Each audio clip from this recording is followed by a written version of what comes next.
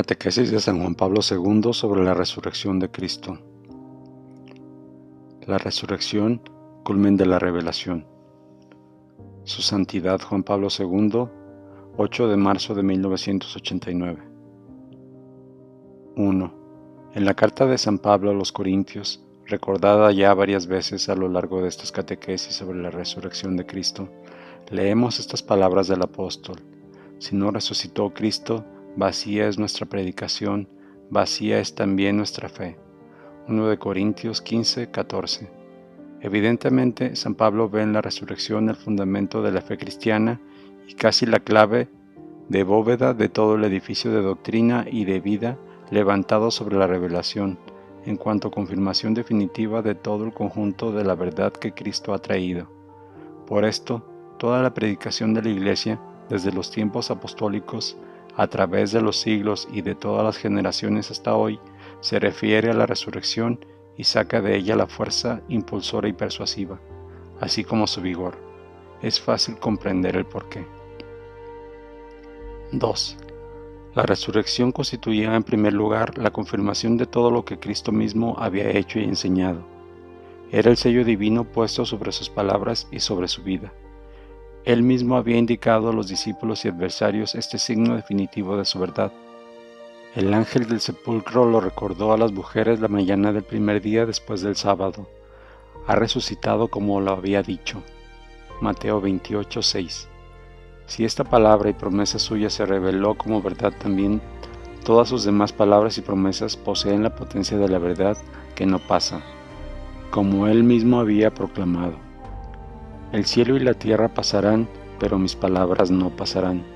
Mateo 24, 35, Marcos 13, 31, Lucas 21, 33. Nadie había podido imaginar ni pretender una prueba más autorizada, más fuerte, más decisiva que la resurrección de entre los muertos. Todas las verdades, también las más inaccesibles para la mente humana, encuentran, sin embargo, su justificación incluso en el ámbito de la razón. Sí, Cristo resucitado ha dado la prueba definitiva, prometida por Él, de su autoridad divina. 3. Así, la resurrección confirma la verdad de su misma divinidad. Jesús había dicho: cuando hayáis levantado sobre la cruz al Hijo del Hombre, entonces sabréis que soy yo. Juan 8, 28. Los que escucharon estas palabras querían lapidar a Jesús, puesto que yo soy era para los hebreos el equivalente del nombre inefable de Dios. De hecho, al pedir a Pilato su condena a muerte, presentaron como acusación principal la de haberse hecho hijo de Dios. Juan 19, 7. Por esta misma razón lo habían condenado en el Sanedrín como reo de blasfemia, después de haber declarado que era el Cristo, el Hijo de Dios. Tras el interrogatorio del sumo sacerdote, Mateo 26, 63, 65, Marcos 14, 62, Lucas 22, 70, es decir, no solo el Mesías terreno como era concebido y esperado por la tradición judía, sino el Mesías Señor anunciado por el Salmo 109, 110, Confer, Mateo 22, 41 y siguientes, el personaje misterioso vislumbrado por Daniel 7, 13, 14. Esta era la gran blasfemia, la imputación para la condena a muerte, el haberse proclamado Hijo de Dios, y ahora su resurrección confirmaba la veracidad de su identidad divina y legitimaba la atribución hecha a sí mismo, antes de la Pascua, del nombre de Dios. En verdad os digo, antes de que Abraham existiera, yo soy. Juan 8, 58. Para los judíos, esa era una pretensión que merecía la lapidación. Confer, Levítico 24, 16. Y en efecto, tomaron piedras para tirárselas, pero Jesús se ocultó y se alejó del templo. Juan 8, 59. Pero si entonces no pudieron lapidarlo, posteriormente lograron levantarlo sobre la cruz. La resurrección del crucificado demostraba, sin embargo, que Él era verdaderamente yo soy, el Hijo de Dios. 4. En realidad, Jesús, aún llamándose a sí mismo Hijo del Hombre, no solo había confirmado ser el verdadero Hijo de Dios, sino que en el cenáculo, antes de la pasión, había pedido al Padre que revelara que el Cristo, Hijo del Hombre, era su Hijo eterno. Padre, ha llegado la hora, glorifica a tu Hijo para que el Hijo te glorifique. Juan 17:1. Glorifícame tú, junto a ti, con la gloria que tenía a tu lado antes que el mundo fuese. Juan 17:5. Y el misterio pascual fue la escucha de esta petición, la confirmación de la filiación divina de Cristo, y más aún, su glorificación con esa gloria que tenía junto al Padre antes de que el mundo existiera, la gloria del Hijo de Dios. 5. En el periodo prepascual, Jesús, según el Evangelio de Juan, aludió varias veces a esta gloria futura que se manifestaría en su muerte y resurrección. Los discípulos comprendieron el significado de esas palabras suyas solo cuando sucedió el hecho. Así, leemos que durante la primera Pascua pasada en Jerusalén, tras haber arrojado del templo a los mercaderes y cambistas, Jesús respondió a los judíos que le pedían un signo del poder por el que obraba de esa forma: «Destruid este santuario y en 3 días lo levantaré». Él hablaba del santuario de su cuerpo. Cuando resucitó, pues, de entre los muertos, se acordaron sus discípulos de que había dicho eso, y creyeron en la Escritura y en las palabras que había dicho Jesús. Juan 2, 19-22. También la respuesta dada por Jesús a los mensajeros de las hermanas de Lázaro, que le pedían que fuera a visitar al hermano enfermo, hacía referencia a los acontecimientos pascuales. Esta enfermedad no es de muerte, es para la gloria de Dios, para que el Hijo de Dios sea glorificado por ella. Juan 11, 4. No era solo la gloria que podía reportarle el milagro, tanto menos cuanto que provocaría su muerte. Confer Juan 11, 46-54. Sino que su verdadera glorificación vendría precisamente de su elevación sobre la cruz.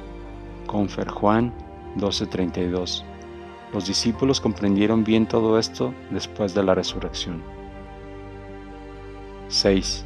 Particularmente interesante es la doctrina de San Pablo sobre el valor de la resurrección como elemento determinante de su concepción cristológica, vinculada también a su experiencia personal del resucitado.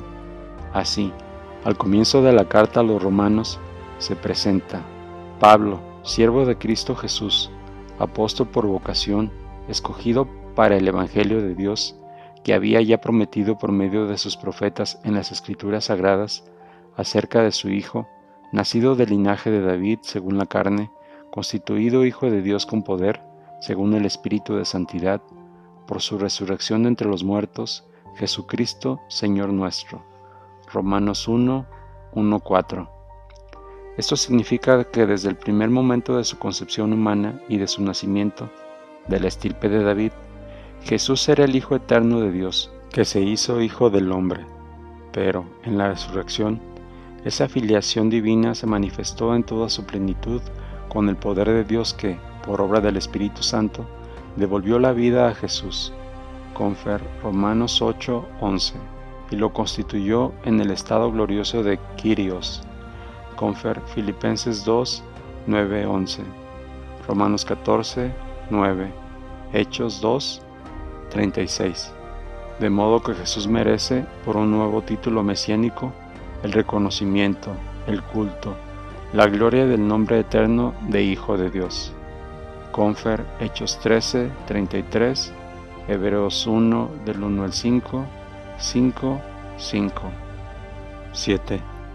Pablo había expuesto esta misma doctrina en la sinagoga de Antioquía de Pisidia, en sábado, cuando, invitado por los responsables de la misma, tomó la palabra para anunciar que en el culmen de la economía de la salvación realizada en la historia de Israel, entre luces y sombras, Dios había resucitado de entre los muertos a Jesús, el cual se había aparecido durante muchos días a los que habían subido con él desde Galilea a Jerusalén, los cuales eran ahora sus testigos ante el pueblo. También nosotros, concluía el apóstol, os anunciamos la buena nueva de que la promesa hecha a los padres de Dios la ha cumplido en nosotros, los hijos, al resucitar a Jesús, como está escrito en los Salmos: Hijo mío eres tú, yo te he engendrado hoy. Hechos 13, 32 al 33, Confer, Salmo 2, 7. Para Pablo hay una especie de ósmosis conceptual entre la gloria de la resurrección de Cristo y la eterna filiación divina de Cristo, que se revela plenamente en esta conclusión victoriosa de su misión mesiánica. 8. En esta gloria de Kyrios se manifiesta ese poder del resucitado, hombre Dios, que Pablo conoció por experiencia en el momento de su conversión en el camino de Damasco, al sentirse llamado a ser apóstol, aunque no uno de los 12, por ser testigo ocular de Cristo vivo, y recibió de él la fuerza para afrontar todos los trabajos y soportar todos los sufrimientos de su misión. El espíritu de Pablo quedó tan marcado por esa experiencia que en su doctrina y en su testimonio antepone la idea del poder del resucitado a la de participación de los sufrimientos de Cristo, que también le era grata.